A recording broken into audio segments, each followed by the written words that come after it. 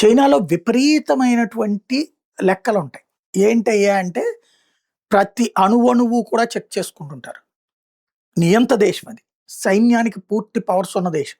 సైన్యమే అక్కడ communist party కార్యకర్తలు. లేదా కమ్యూనిస్ట్ పార్టీ కార్యకర్తలే సైన్యం. వేరే వాళ్ళని అలౌ చేయరు.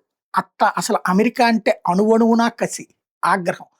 అట్లాంటి అమెరికా వాళ్ళొచ్చి ఇక్కడ వీళ్ళతో ఎట్టా లింకప్ అయ్యారు అనేది అర్థం కావట్లేదు.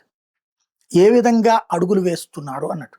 ఎందుకంటే చైనాకి సంబంధించి జిన్పింగ్‌కి అత్యంత సన్నిహితంగా ఉండేటటువంటి జింగ్‌హౌ అనేటటువంటి ఒక సైనిక జనరల్ ఇప్పుడు అరెస్ట్ చేయబడ్డాడు. ఏంటంటే చైనాకి సంబంధించినటువంటి అణ్వస్త్ర నిల్వలు, అణ్వస్త్ర ఫార్ములా ఇవన్నీ అమెరికాకి చేరవేశాడు అన్నట్టు. వేగ్గా ఎట్టబడితే అట్ట మాట్లాడుకునే పరిస్థితి ఉండదు చైనాలో. పక్కా ఆధారాలు లేకుండా మాటలు రావు, బయటికి రావు.